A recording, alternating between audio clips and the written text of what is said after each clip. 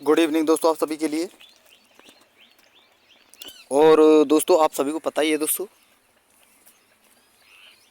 कि ALP CBT 2 के जो आपके दोस्तों एग्ज़ाम होने वाले हैं उनसे रिलेटेड आपको दोस्तों रेगुलर क्लासें उपलब्ध कराई जा रही हैं।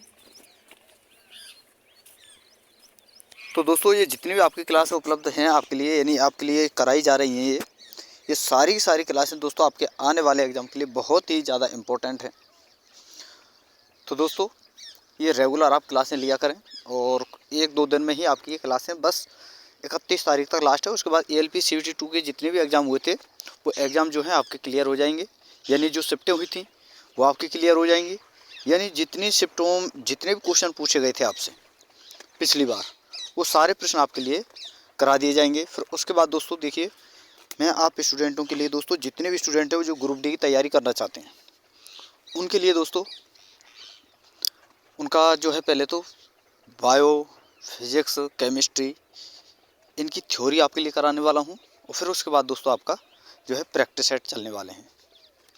तो आपको याद रखना है दोस्तों, मात्र 31 तारीख तक आपको ये क्लासें मिलने वाली हैं, क्योंकि 1-2 क्लास और बची जो 31 तारीख तक कंप्लीट हो जाएंगी। फिर उसके बाद दोस्तों ग्रुप डी की तैयारी में लगना है। और जो स्टूडेंट तैयारी कर रहे हैं उनसे रिक्वेस्ट है, अगर आप ग्रुप डी की तैयारी करना चाहते हो तो आप हमारे चैनल को सब्सक्राइब कर सकते हो। यहाँ पर दोस्तों आपको कंप्लीट थ्योरी और फिर उसके बाद दोस्तों प्रैक्टिस सेट आपके लिए उपलब्ध कराए जाएंगे।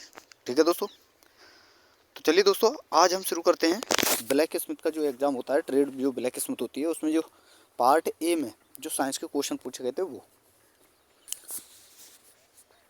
हालांकि मैं आपको बता दोस्तों ALP और ALP टेक्नीशियन का पिछली बार एग्ज़ाम जो है डबल एग्ज़ाम हुआ था और कुछ ज़्यादा अंतर था नहीं, जैसा टेक्नीशियन का था वैसा ही ALP का था। ठीक है, तो चलिए दोस्तों ऐसा नहीं कुछ ज़्यादा अंतर हो, दोनों चीज़ें समान हैं, कुछ 19-20 फ़र्क पाता है बस, ज़्यादा अंतर नहीं होता है। जो जिस प्रकार से इनका वो जो एग्ज़ाम होता है ना, एग्ज़ाम की जो डिफ़िकल्टी होती है कुछ ज़्यादा अंतर नहीं होता। तो चलिए दोस्तों ब्लैक स्मिथ ट्रेड जो है आपके उससे रिलेटेड जितने भी आपके साइंस के प्रश्न पूछे गए हैं, और दोस्तों जो क्लासें मुझे मिल रही हैं वो मैं आपके लिए करा रहा हूँ। ऐसा नहीं है कि उस ट्रेड का नहीं कराया, उस ट्रेड का नहीं कराया, नहीं, जो मुझे मिल रही हैं वो मैं आपके लिए करा रहा हूँ। और भी कोई मिलेगी बची हुई क्लासें तो वो मैं आपके लिए करा ही दूंगा किसी दिन, लेकिन जो प्रेजेंट में मुझे मिल रही हैं वो मैं आपके लिए करा रहा हूँ। तो चलिए दोस्तों शुरू करते हैं वीडियो को। ये रहा दोस्तों, तो देखिए दोस्तों इस प्रश्न में आपसे पूछा गया है कि CuO प्लस H2O सॉरी दोस्तों H2 की जब क्रिया कराई जाती है तो Cu प्लस H2O ये आपका जो है बनता है। तो यह समीकरण निम्न में से किसका उदाहरण है, ये आपसे पूछा गया है। तो देखिए दोस्तों, एक तो होता है आपका रिडक्शन, एक होता है ऑक्सीडेशन। ऑक्सीडेशन यानी उपचयन और रिडक्शन यानी अपचयन, और ऑक्सीडेशन को ही दोस्तों हम ऑक्सीकरण भी कहते हैं। तो यह शब्द जो हैं दोस्तों आपको याद रखने हैं। और दूसरी बात दोस्तों देखिए, सबसे पहले आपको मैं बता दूं दोस्तों कि आपसे पूछा जाए कि यहाँ पर जो है किसका ऑक्सीडेशन हुआ है और किसका रिडक्शन हुआ है, यानी अपचयन। अपचयन का मतलब है दोस्तों हाइड्रोजन का जोड़ना, और ऑक्सीकरण है ऑक्सीकरण का जोड़ना।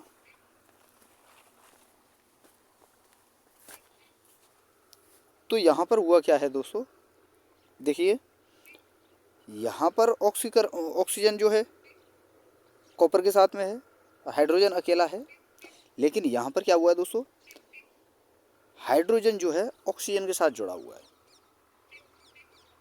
ठीक है, तो ये तो हुआ दोस्तों ऑक्सीकरण, और ऑक्सीकरण का हटना, ऑक्सीजन का हटना ये होता है दोस्तों रिडक्शन। तो Cu यानी कॉपर से ऑक्सीजन हटा है, तो ये हुआ दोस्तों इसका रिडक्शन। तो इस प्रकार दोस्तों कुल मिलाकर ये आपकी एक प्रकार की देखिए दोस्तों यहाँ पर दोनों क्रिया हो रही हैं, यानी रिडक्शन और ऑक्सीकरण दोनों। तो ये किस प्रकार की अभिक्रिया है आपकी, उभयधर्मी यानी रेडॉक्स अभिक्रिया जैसे हम कहते हैं। तो ऑप्शन नंबर 3 इसका सही आंसर होगा। और मैंने दोस्तों एग्जाम्पल 2-3 एग्जाम्पल मैंने आपको बताए थे, Al2O3 वाला, एक दोस्तों आपका PbO3 और एक H2O। ये 3 एग्जाम्पल तो मैंने बताए ही थे दोस्तों आपके लिए कि बहुत ही ज़्यादा इंपॉर्टेंट एग्जाम्पल हैं आपके आने वाले एग्जाम के लिए। हर आप कोई सा भी एग्ज़ाम उठा लिए, कहीं ना कहीं आपको ये मिल ही जाएंगे। तो ये तीनों एग्ज़ाम आपको याद रखने हैं। अब चलिए दोस्तों अगला प्रश्न देखते हैं। और यहाँ आपसे पूछा गया था वैज्ञानिक वर्गीकरण में वर्गीकरण की मूल इकाई क्या है। सॉरी दोस्तों, तो क्या है दोस्तों, नस्ल, जिसे दोस्तों हम स्पीसीज यानी दोस्तों नस्ल हम कहते हैं, यानी वंश। ठीक है, तो ऑप्शन नंबर 4 आपका सही आंसर होगा, ये आपको याद रखना है। अगला प्रश्न है, यहाँ आपसे पूछा गया था उस विटामिन का नाम बताइए जिसकी कमी के कारण अत्यधिक खून बहने लगता है। तो विटामिन के, क्योंकि दोस्तों विटामिन के है, के जो है ये रक्त का थक्का जमाने का कार्य करती है, थक्का बनाने का कार्य करती है। अगला प्रश्न है, यहाँ आपसे पूछा गया था एक वस्तु को 10 सेंटीमीटर की फोकस लंबाई वाले एक उत्तल दर्पण के मुख्य अक्ष पर रखा जाता है। यदि लेंस से वस्तु की दूरी 30 सेंटीमीटर है तो प्रतिबिंब कितनी दूरी पर बनेगा। तो देखिए दोस्तों, यहाँ पर उत्तल दर्पण की बात है, सॉरी दोस्तों उत्तल लेंस। और लेंस का फॉर्मूला क्या होता है दोस्तों, 1/f बराबर 1/v माइनस 1/u, यही तो होता है। दर्पण में यहाँ प्लस आ जाता है, यू आगे बी पीछे, इस प्रकार होता है। तो देखिए दोस्तों एफ कितना दिया है, उत्तल लेंस यहाँ पर 10 सेंटीमीटर, तो ये आपका प्लस में आ जाएगा 1/10 बराबर यू का मान हमेशा दोस्तों माइनस में होता है, तो यहाँ पर यू का मान हम माइनस में ही रखेंगे। तो ये बी है यहाँ पर माइनस, और ये दोस्तों आपका यू का मान हमेशा माइनस में होता है, तो 1/30 हो जाएगा आपका, माइनस माइनस यहाँ पर प्लस हो जाएगा। अब बी को हम देखिए दोस्तों, हमारा जो आंसर आएगा ना, जैसे कि हम करेंगे तो ये प्लस में है ना, इधर माइनस माइनस प्लस हुआ, इधर आके माइनस में हो जाएगा, तो 1/30 आपका हो जाएगा। अब इसे आप सॉल्व कर लीजिए, आपका आंसर आएगा ना दोस्तों, ये आएगा 15 सेंटीमीटर। ठीक है, तो ऑप्शन नंबर जो है आपका दोस्तों क्या है, 15 सेंटीमीटर जो है आपका सही आंसर होगा। तो ये आपको याद रखना है। अगला प्रश्न है, देखिए दोस्तों यहाँ पर एफ जो है दोस्तों हमेशा माइनस होगा, सॉरी दोस्तों माइनस हो गई। ठीक है, तो ये सारी चीज़ें आपको याद रखनी है। अगला प्रश्न है, यहाँ आपसे पूछा गया था कि चूने के पानी में कार्बन डाइऑक्साइड गैस प्रवाहित करने पर यह दूधिया हो जाता है, ऐसा किसके कारण होता है, किसके निर्माण के कारण होता है, यह आपसे पूछा गया है। तो किसके निर्माण के कारण होता है दोस्तों, कैल्शियम कार्बोनेट के निर्माण के कारण, ऑप्शन नंबर 3 आपका सही आंसर होगा। अगला प्रश्न है, यहाँ आपसे पूछा गया था एनटीपी पर गैस एक्स के 10 ग्राम यानी 10 ग्राम का आयतन 5.6 लीटर है, तो एक्स का आणविक भार क्या होगा। तो देखिए दोस्तों, अगर एनटीपी पर आपका आयतन पूछा जाए और या फिर आणविक भार पूछा जाए, तो आयतन का मान होता है दोस्तों 22.4। ठीक है, टोटल, ये टोटल होता है। अगर हम एक का आयतन निकालें, ये 56 है, टोटल 56 लीटर का, ये लीटर में होता है दोस्तों, आपको याद रखना है ये लीटर में होता है, ये 5.56 लीटर है। अगर 1 लीटर का आयतन निकालें तो क्या होगा दोस्तों, 22.4/5.6 ये हो जाएगा। अगर आप इसे डिवाइड करोगे तो आपका 4 बार ये जाएगा। ठीक है दोस्तों,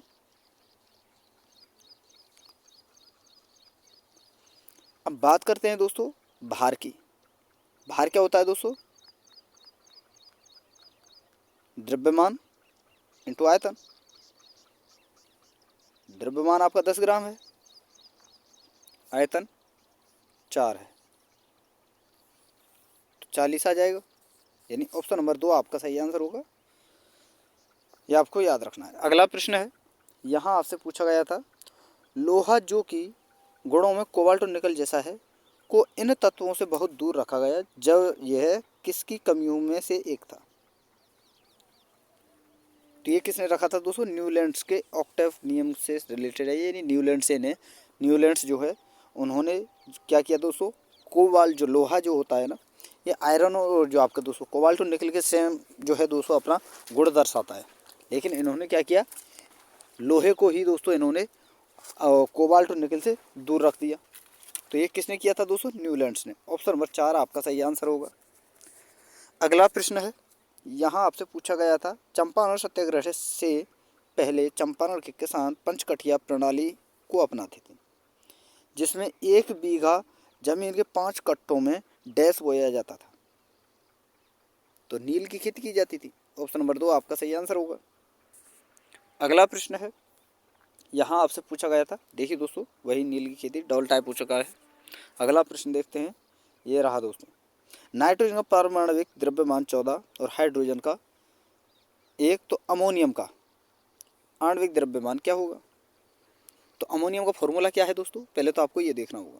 तो क्या है, NH3, ये अमोनिया है, आया ना समझ में। एन का क्या है 14, हाइड्रोजन का 1, तो ये यहाँ पर 3 हाइड्रोजन है, तो प्लस में 3 बराबर 17। ठीक है दोस्तों, ऑप्शन नंबर 1 आपका सही आंसर होगा। अगला प्रश्न है, और यहाँ आपसे पूछा गया था, यदि किसी अवतल दर्पण पर आपतन का कोण 30 डिग्री हो तो परावर्तन के कोण का मान क्या होगा। तो देखिए दोस्तों, एक नियम आपको याद रखना है, आपतन कोण और परावर्तन कोण दोनों ही जगह अगर मैं आपको बताऊं दोस्तों, किसी सतह पर आकर मिलते हैं, ये आपतन कोण और ये परावर्तन कोण, और ये अभिलंब होता है। तो ये दोनों ही दोस्तों एक दूसरे के बराबर होते हैं, जितना आपतन उतना परावर्तन।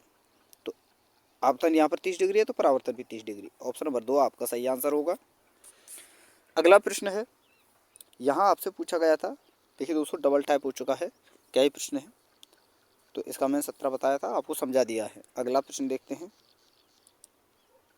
ये रहा दोस्तों, हाँ ये है दोस्तों, यहाँ आपसे पूछा गया है, यदि हम धावन सोडा की थोड़ी सी मात्रा लेते हैं और इसमें 1 ml तनु हाइड्रोक्लोरिक अम्ल मिलाते हैं तो हम क्या देखेंगे।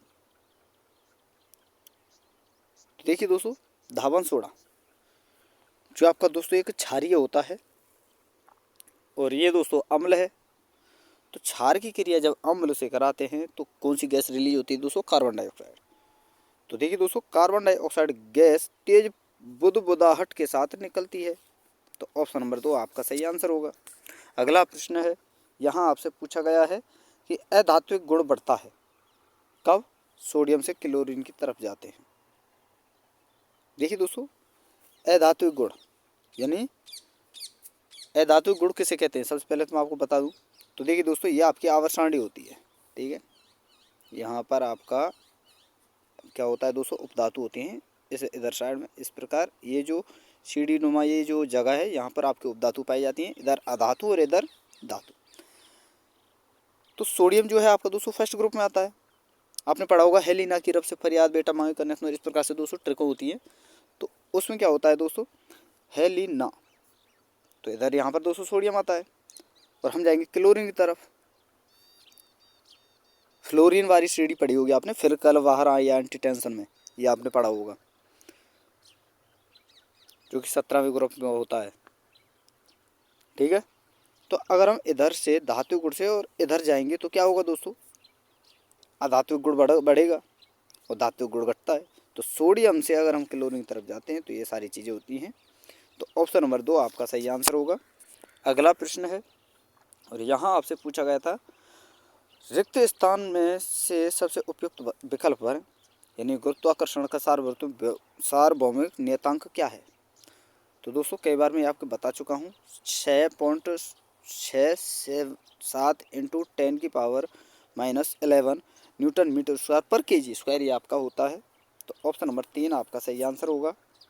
अगला प्रश्न है, और यहाँ आपसे पूछा गया है कि निम्न में से कौन सा यौन और अलैंगिक दोनों रूपों से उत्पन्न होता है। तो कौन सा दोस्तों, हाइड्रा। ऑप्शन नंबर 3 आपका सही आंसर होगा। लैंगिक और यौन दोनों ही पाए जाते हैं इसमें, तो ये आपको याद रखना है, आगे प्रश्न पूछा जा सकता है। अगला प्रश्न है, और यहाँ आपसे पूछा गया था एसआई इकाई का भार क्या है? तो भार का मान होता है दोस्तों न्यूटन। तो ऑप्शन नंबर 3 आपका सही आंसर होगा। अगला प्रश्न है, और यहाँ आपसे पूछा गया है, ये रहा दोस्तों, डैश कार्बन का एक अपर रूप नहीं है। तो कार्बन का अपर रूप क्या नहीं है? तो देखिए दोस्तों, बकमिस्टर फुलरीन, जिसकी खोज दोस्तों बकमिस्टर फुलरीन ने ही की थी। तो ऑप्शन नंबर तो एक जो है ये आपका दोस्तों कार्बन का ये अपर रूप है। हीरा, ये भी कार्बन का। ग्रेफाइट, ये भी दोस्तों आपका कार्बन का ये अपर रूप है, जो कि परत के रूप में ये आपका पाया जाता है। रहा दोस्तों कार्बन डाइऑक्साइड, ये दोस्तों एक गैस है, तो आप इसे कार्बन का अपर रूप नहीं मान सकते। तो ऑप्शन नंबर 4 आपका सही आंसर होगा। अगला प्रश्न है, यहाँ आपसे पूछा गया है वैश्विक दिग्गज यूनिलीवर, सॉरी दोस्तों, वैश्विक दिग्गज यूनिलीवर की मुख्य मानव संसाधन अधिकारी बनने वाली पहली पहली महिला और पहली एशियाई कौन है? संयोगवश वह एक भारतीय है। यानी वैश्विक दिग्गज यूनिलीवर की मुख्य मानव संसाधन अधिकारी बनने वाली भारत की पहली और एशिया की भी पहली जो है दोस्तों महिला कौन सी हैं, जो कि भारत की ही रहने वाली हैं? तो ये है दोस्तों आपकी लीना नायर। ऑप्शन नंबर 4 आपका सही आंसर होगा। अगला प्रश्न है, यहाँ आपसे पूछा गया है, देखिए दोस्तों डबल टाइप हो चुका है, कई प्रश्न है। देखिए दोस्तों सॉरी, इसके लिए मैं आपसे माफ़ी चाहता हूँ कि कई प्रश्न जो है डबल टाइप हो चुके हैं, ठीक है। और हाँ, जो स्टूडेंट अभी मेरे चैनल पर पहली बार विजिट कर रहे हैं और वो चाहते हैं कि उनकी तैयारी अच्छी हो, ग्रुप डी की अच्छी तैयारी हो, उससे उन्हें उनकी हो, अच्छा कंटेंट उन्हें प्राप्त हो, तो दोस्तों मेरी रिक्वेस्ट है आपसे, टोटली जो थ्योरी कराऊंगा ना मैं आपके लिए ग्रुप डी की, टोटली थ्योरी आपकी दोस्तों एनसीईआरटी वेस्ट होगी, जो कि दोस्तों बहुत ही इम्पोर्टेंट होगी, और एक भी प्रश्न आपको बाहर देखने को नहीं मिलेगा। देखिए तैयारी किस प्रकार की होगी, एक तो आपको थ्योरी कराई जाएगी, थ्योरी के बाद दोस्तों आपको प्रैक्टिस सेट कराए जाएंगे। तो आप बताइए, जब इतनी बेस्ट तैयारी है और हर पॉइंट हर अच्छा इतना बेहतर कंटेंट मैं आपके लिए उपलब्ध कराऊंगा, तो खुद सोचिए, अगर तुम दिल से मेहनत करोगे ना दोस्तों, गारंटी मेरी है कि आप ग्रुप डी से बाहर नहीं हो सकते। अगर आप बेस्ट तैयारी करोगे, अच्छी तरह से तैयारी करोगे, मन लगाकर तैयारी करोगे, और जो चीज़ें मैं आपके लिए उपलब्ध कराता हूँ वो चीज़ आप दिल से कर लीजिए, बस सारी चीज़ें बेस्ट कर लीजिए। मैं गारंटी देता हूँ दोस्तों कि आपको ग्रुप डी के लिए जो एक पोस्ट आपके लिए चाहिए ना, आपको आप उसे लेकर ही रहोगे, बशर्ते तैयारी जो है दोस्तों, जो मैं कंटेंट आपको लो उसे अच्छी तरह से आपको फॉलो करना है, सारी चीज़ें देखनी है, समझनी है, ठीक है। और ये क्लासें कब से स्टार्ट हो रही हैं आपकी? 1 तारीख से। सबसे पहले आपको बायोलॉजी कराई जाएगी, और ऐसा नहीं है दोस्तों, एक वीडियो में एक चैप्टर आपका कंप्लीट करा दिया जाएगा।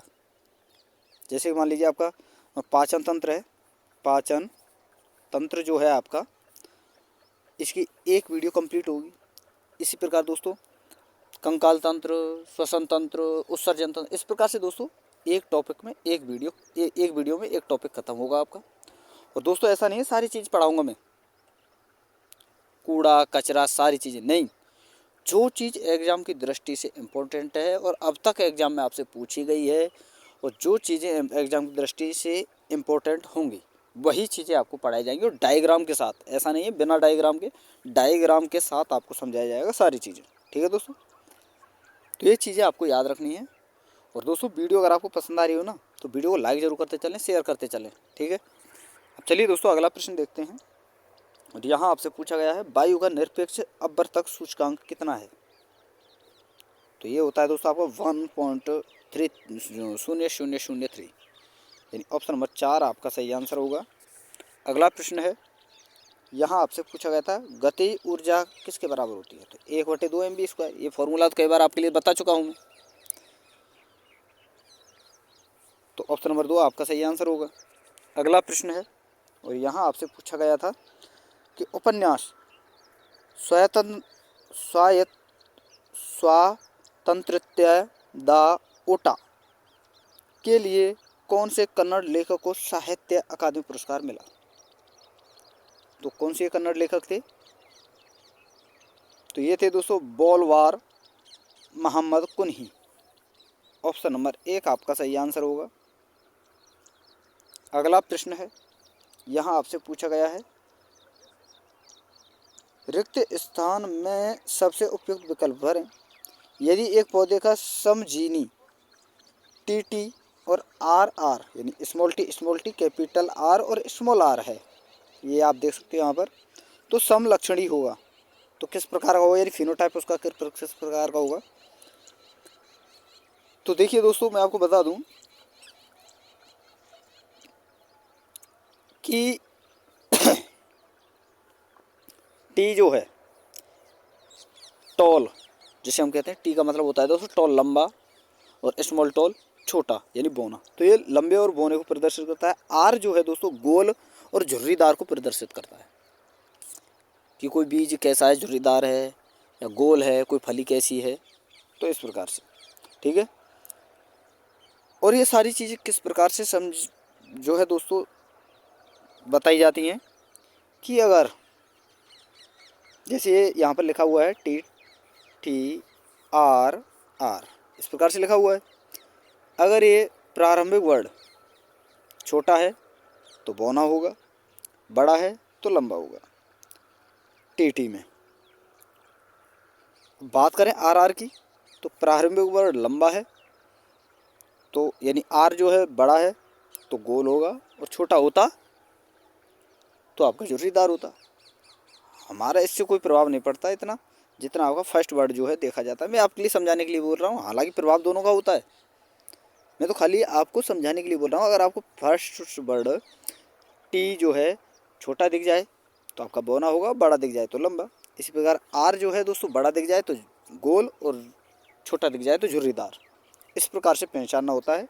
तो बौना यानी देखिए दोस्तों फर्स्ट टी है तो पहली शुरुआत में टी है यहाँ पर, तो टी आपका छोटा है तो ये बौना होगा। आर की बात करें दोस्तों, तो आर की बात करें शुरुआत आर से हो रही है और आर बड़ा है तो ये गोल होगा, और छोटा आर होता तो झुर्रीदार। तो ऑप्शन नंबर 1 इसका सही आंसर होगा, ये आपको याद रखना है। अगला प्रश्न है, और यहाँ आपसे पूछा गया है कि निम्नलिखित में से पर्वत श्रृंखलाओं में से किसके सबसे ऊंचे पर्वत को गुरु शिखर के नाम से जाना जाता है? तो ये है दोस्तों आपकी अरावली। तो दोस्तों ये आपके कुछ प्रश्न थे, जो सारे प्रश्न मैंने आपके लिए करा दिए हैं। और वीडियो अगर आपको अच्छी लगी हो तो वीडियो को लाइक कर देना है दोस्तों, शेयर कर देना है। और जिन स्टूडेंटों ने अभी तक हमारे चैनल को सब्सक्राइब नहीं किया है, इस चैनल पर पहली बार विजिट कर रहे हैं, उन स्टूडेंटों से मेरा कहना है दोस्तों कि चैनल को सब्सक्राइब करके साथ में ऑल वाला बेल आइकन जरूर दबा लेना, ताकि दोस्तों मेरी आने वाली हर वीडियो का नोटिफिकेशन सबसे पहले दोस्तों आपके पास पहुंच सके। ठीक है दोस्तों, तो दोस्तों ये सारे प्रश्न मैंने आपके लिए करा दिए हैं। तो यहाँ पर हमारी वीडियो समाप्त होती है।